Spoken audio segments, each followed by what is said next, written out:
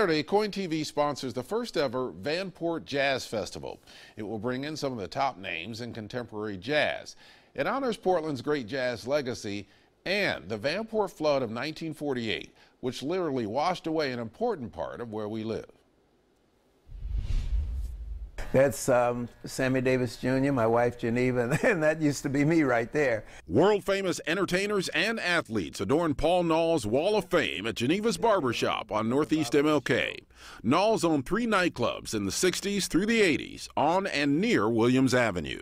All the good ones and all the great ones that came to town, they came through Williams Avenue, the corridor where all the music and the action was.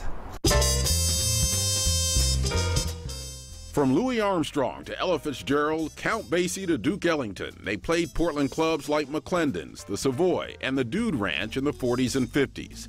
The Albina neighborhood was where Portland's black community settled after the devastating Vanport flood.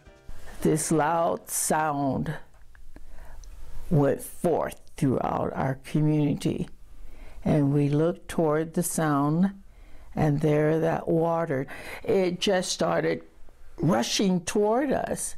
May 30th, 1948, the raging Columbia River washed away Vanport, Oregon's second largest city, where Portland International Raceway is today. Vanport was built for workers at the Kaiser shipyards during World War II, the largest public housing project in the nation. Many shipyard workers were African Americans from the South, the largest influx of blacks in Oregon history, and after the flood, they still needed entertainment. And it was really because of Vanport that jazz legacy started here in Portland, and I wanted to continue that legacy. Businessman James Taylor put the Vanport Jazz Festival at Portland Meadows, near where Vanport stood. And I felt like, to honor Vanport, you needed to honor the people that have been telling the story. We want to keep Vanport alive.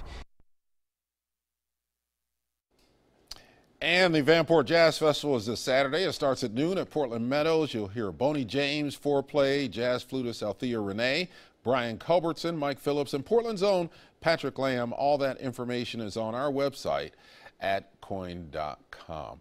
And a lot of the people who we really revere as being jazz masters here in Portland, including people like Mel Brown and Ron Steen, they got to jam with a lot of those artists, a lot of those famous artists who came into town to play for those folks from Vanport. So there's quite a legacy that has continued on in Portland since then. I heard Duke Ellington, so that's sweet. Yeah, Duke Ellington was here. Sammy Davis Jr. actually, he was a resident here for a number of years, and actually got the call.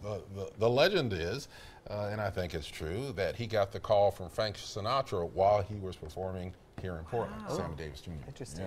Became part of the Rat Pack. Yeah, cool.